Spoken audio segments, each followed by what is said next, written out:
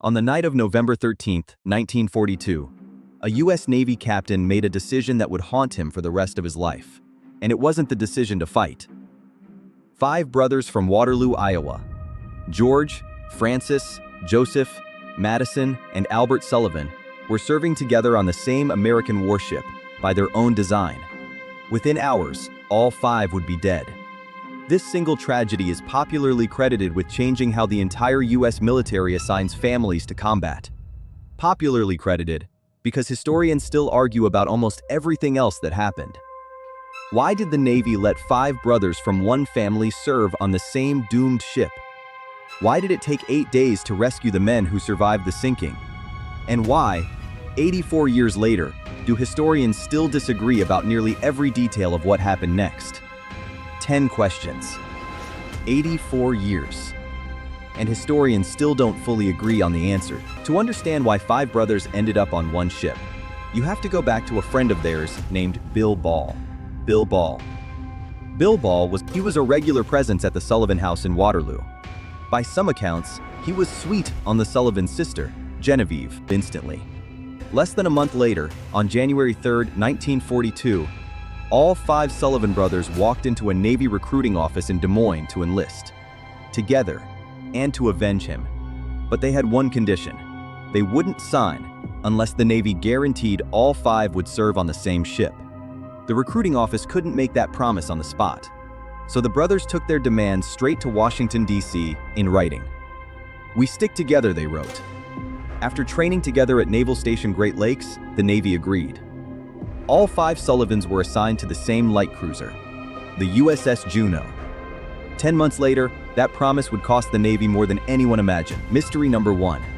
Why did the Navy allow it at all? In 1942, there was no written rule against siblings serving on the same ship. The policy that would eventually prevent this didn't exist yet. It would only be created, in part, because of what happened to the Sullivans. So in a strange way, the disaster that followed is the exact reason the decision that caused it was never allowed to happen again. Notably, the brothers got precisely what they'd fought for. What happened next is where the story stops being simple. Mystery number 2. Even the sinking itself isn't a single clean story. It's the result of 2 separate attacks, a full day apart, in one of the most chaotic naval battles of the entire war. On the night of November 12th into the 13th, 1942, during the naval battle of Guadalcanal, USS Juneau was struck by a torpedo fired from the Japanese destroyer Amatsukaze. Crippled but still afloat, she limped onward with the rest of her battered task force. Then, the next day, a torpedo from the Japanese submarine I-26 finished what Amatsukaze had started.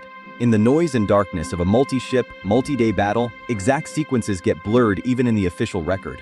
But that's not where the mystery ends, because what happened to the ship in the next 20 seconds is its own unsolved physical puzzle. Mystery number 3. How does a warship carrying nearly 700 men simply disappear? The I-26 torpedo detonated one of Juneau's ammunition magazines, combined with the damage from the night before, tore the ship apart.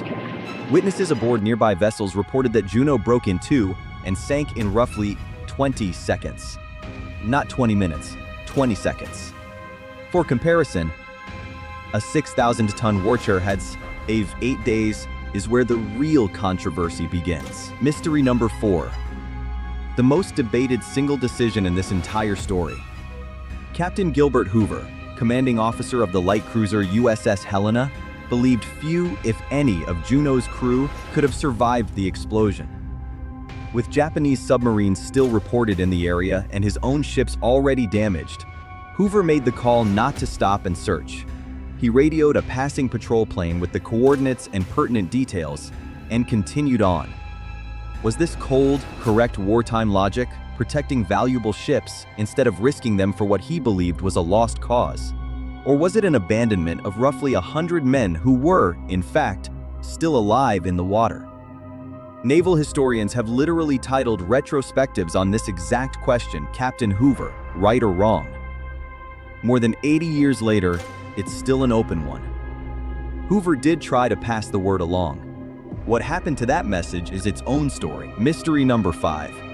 The report of possible survivors, the one Hoover radioed in, was, according to multiple accounts, mixed in with other pending paperwork at headquarters.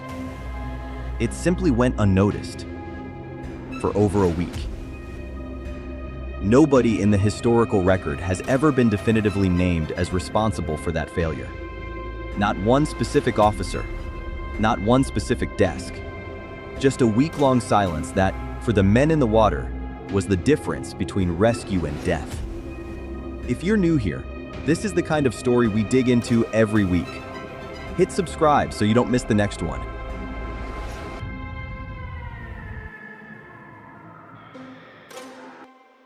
Mystery number 6. What actually happened to the men in the water during those 8 days? Somewhere between 100 and 115 sailors survived the initial sinking and made it into the water alive. Exposed, wounded, without adequate food or fresh water, and, by multiple survivor accounts, targeted repeatedly by sharks, their numbers fell every single day. It wasn't until a PBY Catalina search plane finally spotted them 8 days later that rescue came. 10 men were pulled from the water, 10 out of as many as 115 who had survived the sinking itself. Among those original survivors were 4 of the 5 Sullivan brothers. What happened to the 5th, George, is its own disputed chapter. Mystery number 7. Survivor testimony broadly agrees that Frank, Joe, and Matt Sullivan were killed instantly in the initial blast, and that Albert drowned the following day. George, the eldest brother, survived 4 or 5 days longer than the others. According to surviving crewmates, George eventually succumbed to hypernatremia, severe dehydration from prolonged exposure to seawater, and, in a state of delirium, climbed off the raft he'd been clinging to and disappeared into the ocean. But the exact details of his final hours, his state of mind, and the precise moment he was lost vary depending on which survivor's account you read. Even the Navy's own paperwork can't agree on how many men were aboard that day. Mystery number 8. A small one, but a real one. Nobody can agree on how many men were even on the ship. Official and historical sources list Juneau's crew at the time of sinking as 687, or 693, or 697, or 698, depending which record you check. 4 different numbers from 4 credible sources for the same ship on the same day. It's a minor mystery compared to the rest of this story, but it's a reminder that even in the age of paperwork and muster rolls, history doesn't always agree with itself. Notably, this wasn't the last time the official story about the Juneau needed a second look. Mystery number 9. The popular version of this story says the deaths of the 5 Sullivan brothers single-handedly created the U.S. military's sole survivor policy, the rule protecting families from losing every son to war. That version isn't quite right, and to say MC wasn't 40s later, it is serve formally deaths of Fen 48's of Fort Borgard incident as it was by the Sullivans. In the Pullman and Surfer into 44 Hollywood Viz and a separate coverage misdirecting foreigners to national purpose. Some historians of public and distract urbans, the same directing attention away from a string of Navy failures. The same command decision, the same 8-day delay. That's the story as it's been told for 80 years. But this story isn't finished. Mystery number 10, and this one is still unfolding. In April 2022, USS the Sullivans, the destroyer named in honor of all 5 brothers, now a museum ship permanently docked in Buffalo, New York, suffered a hull breach at its own pier. The ship began listing, lost power, and started taking on water.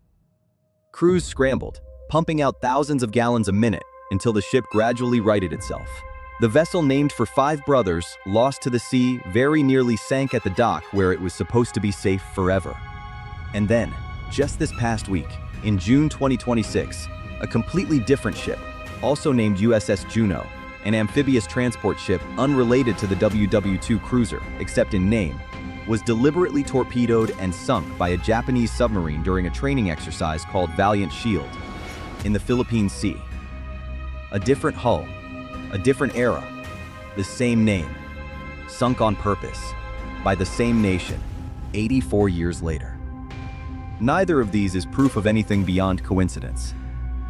But it's the kind of coincidence that makes you wonder whether some stories really are finished.